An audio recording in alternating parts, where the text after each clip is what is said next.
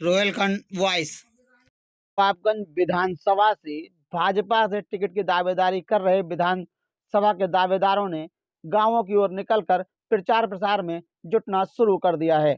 इस कड़ी में भाजपा के दिग्गज नेता व नवाबगंज विधानसभा से टिकट के प्रबल दावेदार माने जा रहे डॉक्टर MP आर्या ने विधानसभा के आधा दर्जन से अधिक गाँवों में जनसंपर्क किया। इस दौरान श्री आर्या के साथ दर्जनों कार्यकर्ता मौजूद रहे। डॉक्टर आर्या ने गांव-गांव जाकर भाजपा सरकार की नीतियों के साथ ही उपलब्धियां गिनाकर भाजपा के लिए वोट देने की अपील करते हुए कहा कि भाजपा को वोट कर मोदी व योगी के हाथों को मजबूत करना है। इस दौरान डॉक्टर MP आर्या ने नवाबगंज ब्लॉक के गुलररांडी गांव में एक नुक्कड़ सभा का आयोजन कर मौजूद जनसमूह को संबोधित किया। संबोधन के दौरान श्री आर्या ने कहा कि प्रदेश की योगी सरकार ने गुंडे मवालियों को जेल भेजने का कार्य किया है, जिससे हमें भयमुक्त समाज मिला है और आज हम भयमुक्त होकर देर शाम भी आ जा सकते हैं। केंद्र की मोदी सरकार ने भ्रष्टाचार पर नियंत्रण लगाते हुए गरीबों व किसानों को मिलने वाला उनका हक सीधे उनके खातों में देकर सीधा फायदा गरीबों व किसानों को पहुंचाया है। मोदी के हाथ में देश, योगी के हाथ में प्रदेश पूरी तरह से सुरक्षित है। अकेले गांव के लिए कम से कम 100 करोड़ रुपए की लागत का पुल बन रहा है। आप अंदाजा लगाइए कि एक अकेले गांव के लिए सरकार इतनी चिंता करती है। वैसे तो ऐसे दोहा नदी पे भी 2-3 पुल और बन रहे हैं। कैलाश नदी पे जो जागीर के अंदर पुल बन गया, और हम तो बहुत सारे लोगों को उदाहरण देते हैं। बदबरा ब्लॉक से जब हम आया करते थे तो सड़क ऐसी थी कि एक बार तो मेरी बोलेरो गाड़ी थी, उसका धुरा टूट गया और ज्योरा के अंदर हम गाड़ी छोड़ करके मोटरसाइकिल से बैठ के रहे थे। आज वहां पर एक ऐसी सड़क है जो हमारे साथ में रोहित चल रहे हैं, इनका गांव बहर जागीर, नवाबगंज से बहर जागीर 15 मिनट में पहुंचते हैं। ये भारतीय जनता पार्टी की देन है। चारों तरफ विकास के काम दिखाई दे रहे हैं। अभी भाई जमुना प्रसाद फौजी एक बात कर रहे थे, बहुत बढ़िया बात कर रहे थे कि इस सरकार से पहले वाली सरकार थी तो मालूम है क्या होता था? बोले गांव में कमेटियां गठित करनी पड़ती थी कि जागते रहो, बनती थी नहीं बनती? गांव में कमेटियां बनती थी, जागते रहो, चोर हो सकता है। आज योगी जी की सरकार में कहीं इस चीज की जरूरत नहीं पड़ती है। आप रात के 10 बजे भी यहां से और नवाबगंज जा सकते हैं, कोई आपको मतलब मिलेगा नहीं। पहले तो लोग मिल जाते थे, कट्टा लगा दिया किनारे से, जो हो निकाल कर रख दिया। होता था नहीं होता था? हमारी बहन बेटियां घरों से नहीं निकलती थी, लोग उनकी सुरक्षा को लेकर के चिंतित रहा करते थे। आज अकेली बहन बेटियां भी हमारे घरों से अपने स्कूल जाती हैं, बाकी काम करती हैं। ये सुरक्षा प्रदान की है तो केवल योगी जी की सरकार ने की है।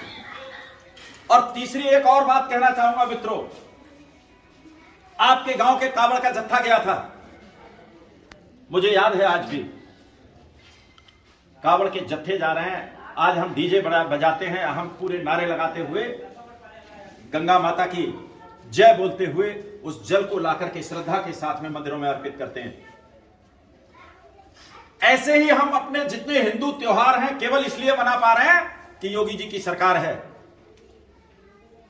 हमें तो लगता है कि जैसी पिछली सरकार थी, अखिलेश यादव की सरकार थी, अगर ऐसी ही सरकार एक आध बार और चलती रहती या एक आध बार और बन जाए तो हो सकता है हमें आपको खतना कराना पड़ जाए। तो योगी जी की सरकार है जो हम आज सुरक्षित हैं, अपने धर्म को सुरक्षित रखे हुए हैं, हमारे मानदंडों की सुरक्षा हो रही है। और जो माफिया पहले हमारी संपत्तियों पर कब्जा करते थे, मैं तो एक और उदाहरण देता हूं।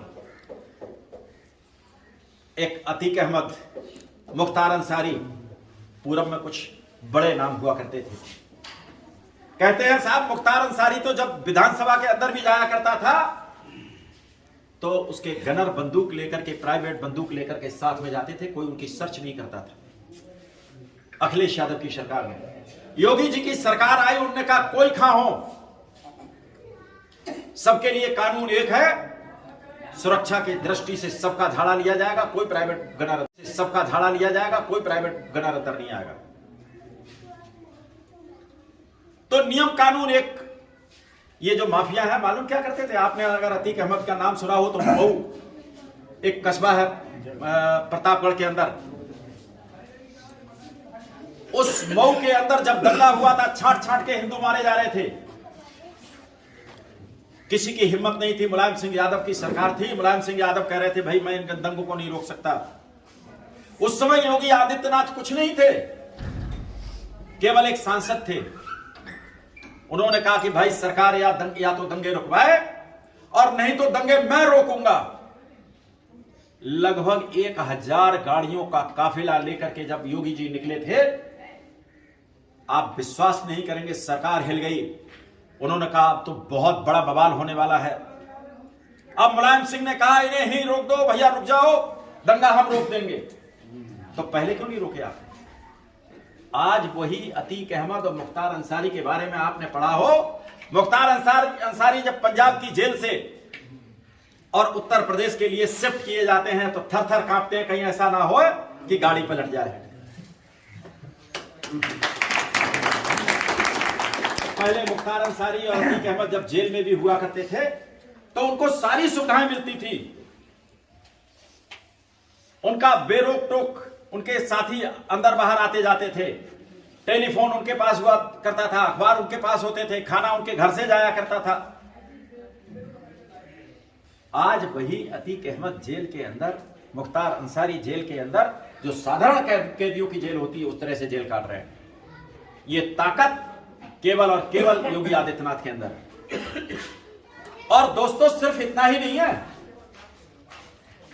हर आदमी की चिंता भारतीय जनता पार्टी की सरकार करती है। भाई हम आप यहां पर बहुत सारे लोग हैं।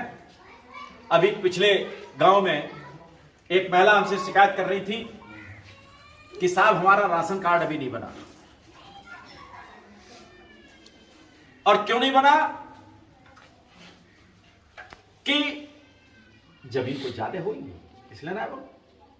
योगी आदित्यनाथ की सरकार, माननीय मोदी जी की सरकार हर इस समय राशन फ्री दे रही है। दिक्कत थी कोरोना के दिनों में, लोगों की आमदनी कम हो गई, परेशानियां बहुत सारी बढ़ गई, तो भोजन पानी की व्यवस्था, कोई आदमी भूखा ना सोए, इसके लिए उन्होंने अन्न निःशुल्क कर दिया। हर यूनिट पर 5 किलो। और पहले तो इतना था, मार्च तक तो उन्होंने ये भी कर दिया, सारी चीजें, दाल भी मिलेगी, नमक भी मिलेगा, चना भी मिलेगा, रिफाइंड मिलेगा, और वो भी इस क्वालिटी की चीज। ये भी नहीं कि पहले